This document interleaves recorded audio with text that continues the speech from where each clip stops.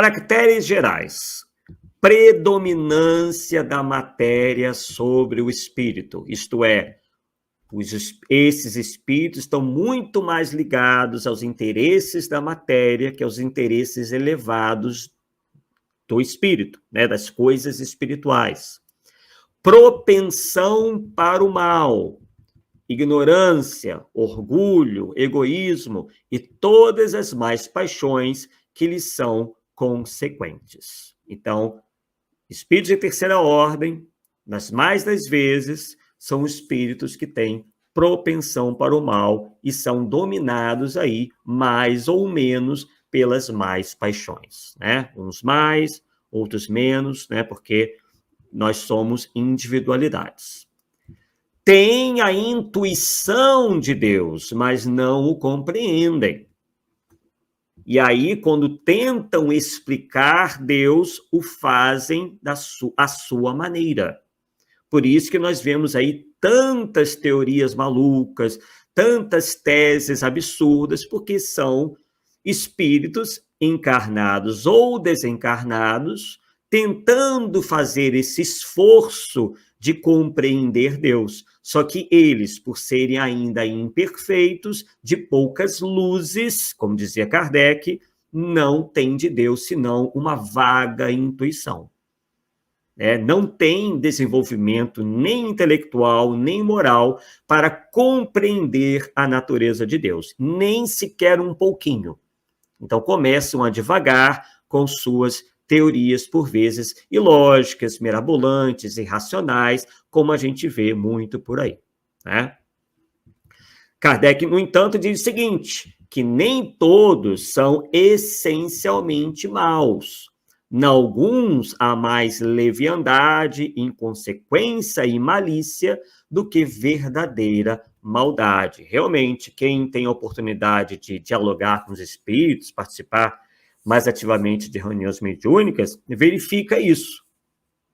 Que, por vezes, é um espírito ainda bastante imperfeito, porém, não essencialmente maus, né? Eles pecam mais pela ignorância e também por essas outras qualidades negativas, como a leviandade, a inconsequência, quer dizer, não se preocupam com o seu estado, não se preocupam com o futuro, querem apenas usufruir dos prazeres, os poucos prazeres que ainda têm, já que não podem, não estão mais no corpo físico, né? Eles se aproximam de alguma maneira, ou procuram se aproximar, né, de nós encarnados para tentar sorver alguma coisa dos divertimentos, dos prazeres dos homens. Então, desenvolvem essa inconsequência, essa malícia, né? E não necessariamente se devotam a fazer maldades. Quando fazem o mal, é de maneira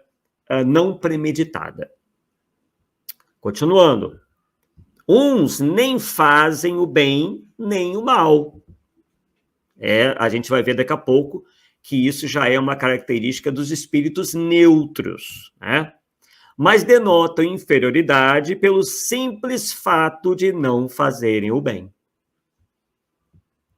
Então, a gente, por vezes, se inclui nisso daí, né? Há muita gente, e a gente tem que fazer aí sempre a nossa avaliação, porque, por vezes, nós, enfim, não estou aqui personalizando, né? Nós, assim, num sentido geral, nem fazemos o bem nem o mal. Nós ficamos ali naquela situação, né, de nem fazer uma coisa nem outra. Só que não fazer o bem já é o mal, né? Porque estamos perdendo a oportunidade que Deus nos concede de auxiliar de alguma maneira. E há várias maneiras de a gente poder auxiliar, né? Sermos úteis aos nossos semelhantes, sermos úteis à sociedade, já é uma maneira de a gente, pelo menos, já colocar um pouco a cabeça para fora e mostrar que a gente já está, pelo menos, caminhando para o lado do bem. Outros, ao contrário, se comprazem no mal e ficam satisfeitos quando se lhes apresenta ocasião de os praticar. E aí é que nós temos visto, né, e comentado com vocês, né, que alguns autores têm explorado muito isso daí. Realmente, nós sabemos que há espíritos devotados ao mal, que têm o prazer, né, se sentem, de certa forma, felizes, né, satisfeitos, como dizem ali, quando praticam o mal, ou quando vem o mal sendo praticado, porém, alguns têm exagerado aí nas tintas e apresentado esses espíritos como tendo um poder quase que ilimitado, né? Quer dizer, os espíritos, nós no espiritismo conseguimos nos libertar da ideia do demônio, porém, vêm esses autores aí com as suas fantasias, com muita vontade de ganhar dinheiro, criam as suas teorias, colocam essas teorias em livros que vão vender muito, porque o pessoal adora ficar sabendo aí de supostos magos negros, espíritos que fazem, acontece, que torturam outros espíritos, que os fazem virar ovoides, e aí a imaginação corre solta, né, pessoal? Só falta o tridente, o rabinho, o chifrinho, para se tornarem verdadeiros demônios na versão muito pseudo-espírita, quer dizer, que de espírita não tem nada, né? Porque o espiritismo não faz terrorismo com isso daí, não diz que esses espíritos têm um poder ilimitado, sim, os identifica, eles efetivamente existem, porém, eles têm uma atuação limitada. O mal jamais vai dominar sobre o bem, tá? Porque o mal não se constitui uma força por si só. O mal é apenas a ausência do bem. Só que essas pessoas exploram ainda isso na cabeça das pessoas, e aí, para vender os seus livros, fazer muito sensacionalismo, por medo, etc, etc, né? E até mesmo para se apresentarem como missionários. Olha, eu sou um missionário que vai derrotar os magos negros, derrotar os espíritos do mal, quer dizer, posam aí de super-heróis, como a gente anda vendo, né? Continuando. A inteligência pode aliar-se à maldade ou à malícia, realmente. Há espíritos com uma inteligência muito desenvolvida, porém é desenvolvida para o mal, né? Onde eles pensam em vários artifícios para prejudicar os seus semelhantes, sejam os encarnados ou desencarnados. E é claro que esses espíritos encarnam, né, pessoal? Eles não ficam o tempo inteiro na erraticidade. E quando encarnam, demonstram que efetivamente se encontram dominados por isso aí, pela maldade, pela malícia, se apresentam cruéis, se apresentam completamente sem o menor sentimento de empatia pelos seus semelhantes, né?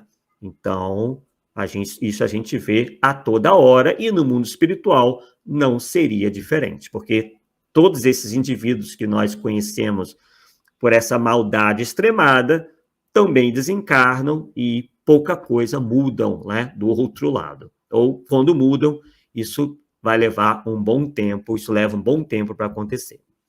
Todavia, seja qual for o seu desenvolvimento intelectual, suas ideias são pouco elevadas e seus sentimentos mais ou menos abjetos. Quer dizer, é uma inteligência, porém uma inteligência limitada. É uma inteligência que se desenvolveu, porém parcialmente. Porque se realmente fosse uma inteligência fulgurante, eles certamente utilizariam essa inteligência para o bem.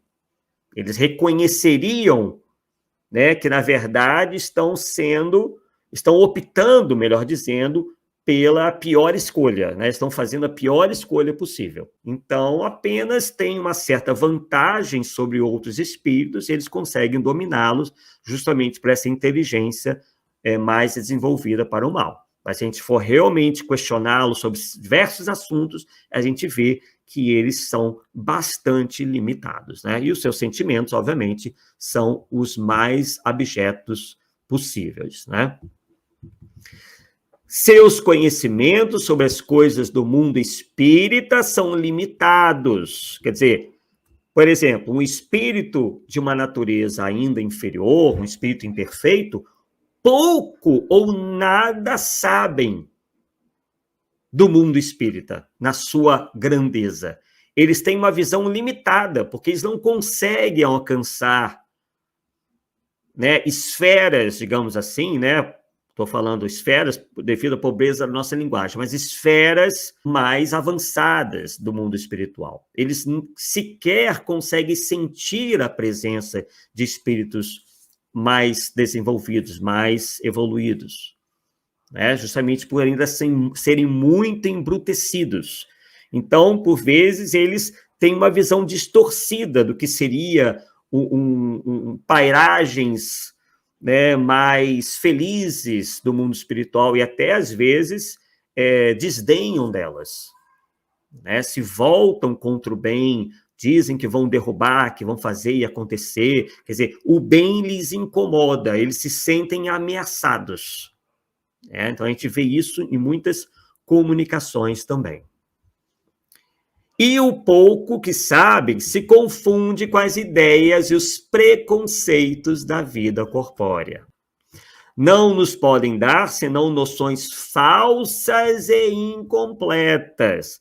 Por isso, quem sabe pode ser a razão pela qual alguns médiuns verdadeiros, né, como por exemplo, ao que nos parece foi o Ranieri, ao escrever alguns de seus livros.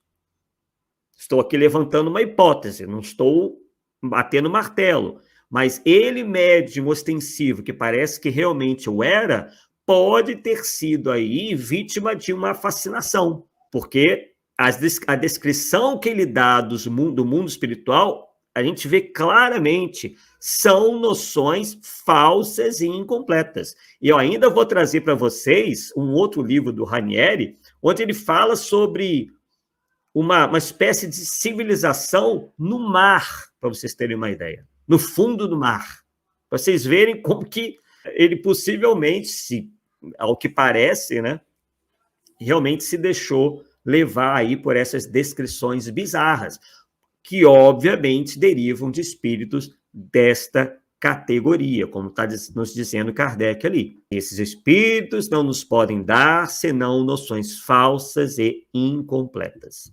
Mas o observador atento sempre descobre em suas comunicações, mesmo imperfeitas, a confirmação das grandes verdades ensinadas pelos espíritos superiores. Claro, porque de qualquer forma, os espíritos, mesmo inferiores, não podem negar certas leis às quais todos nós, estamos submetidos, mesmo que nós, por vezes, não as compreendam bem.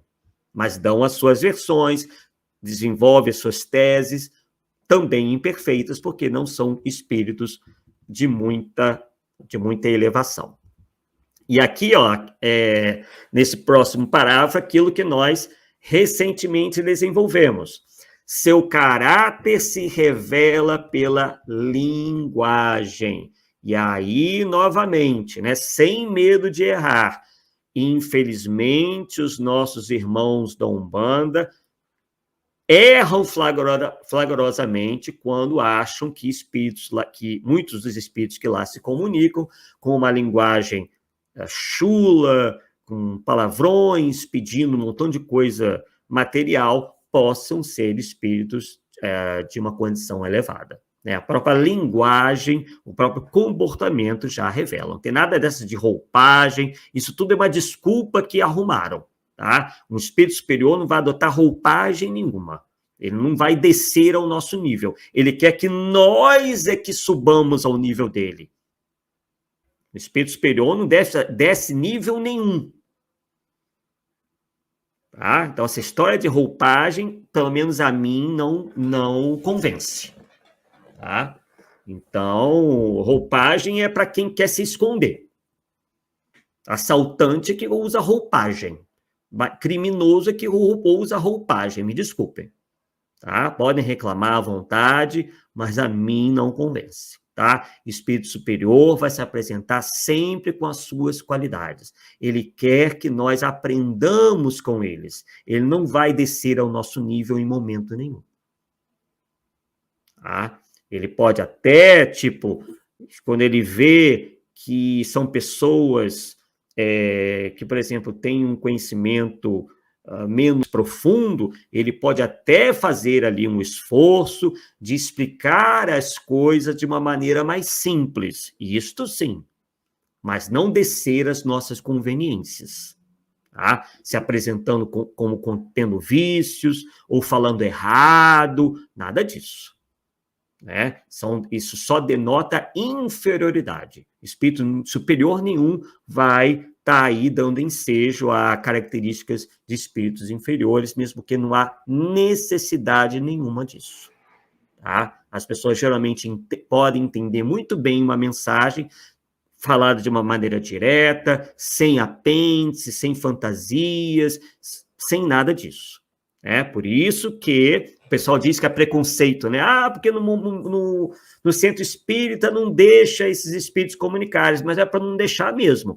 Ou se adequa à ética do espiritismo, ou vai cantar em outros lugares.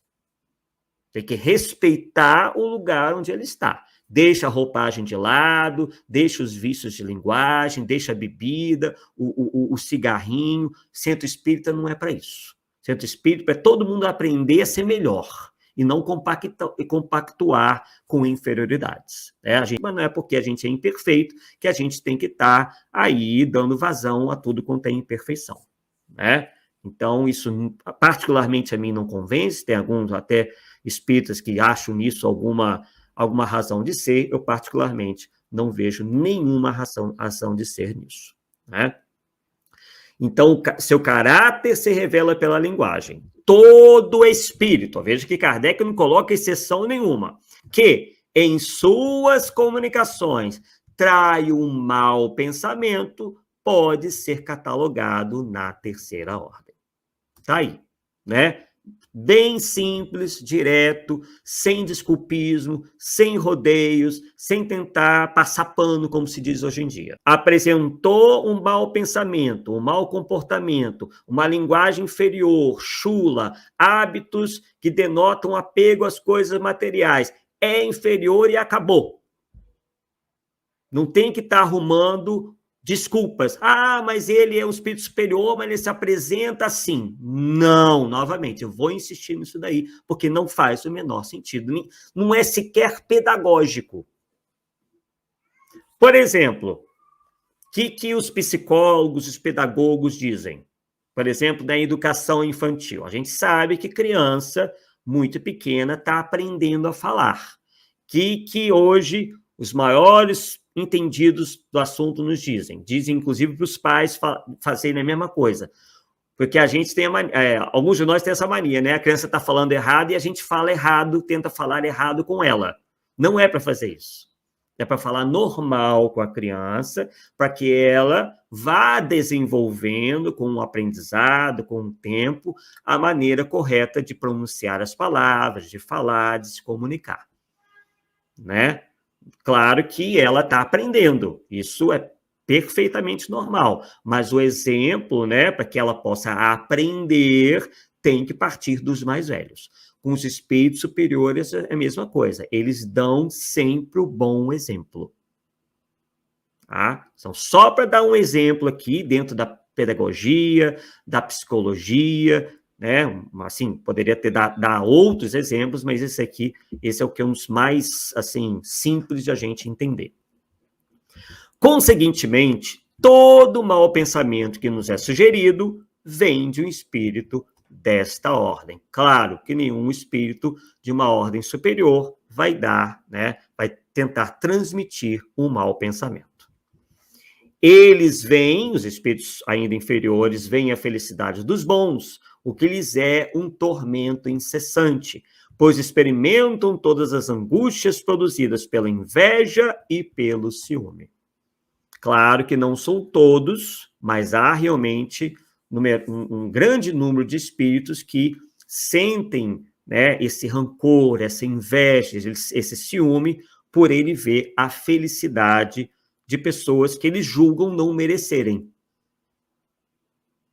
Né? Então, são espíritos, são indivíduos, encarnados ou desencarnados, que se acham merecedores, mais merecedores do que os outros. por isso que eles sentem inveja e ciúme. Eles, né, isso para eles é um verdadeiro tormento. E isso, obviamente, é um reflexo das suas paixões, da sua inferioridade. Conservam a lembrança e a percepção dos sofrimentos da vida corpórea, justamente aqueles, né, que dizem que estão passando fome, estão com sede, estão com dor, que o braço está faltando o braço, que o estômago está doendo. Né? Quer dizer, eles ainda têm a ilusão de se encontrarem no corpo e ainda sentem, de certa forma, este reflexo. E essa impressão é, por vezes, mais penosa que a realidade. Quer dizer, é um sofrimento tão grande que chega a ser maior do que se fosse real. Sofrem, pois, realmente os males que suportaram e os que causaram aos outros. Quer dizer, é a crise da consciência. A consciência é realmente o maior juiz. E como sofrem muito tempo, creem sofrer sempre. Para os punir, quer Deus que pensem que é assim. Né? Quer dizer, realmente, como eles são pouco entendidos das leis de Deus, eles acham que se encontram no inferno, que aquele sofrimento será para sempre.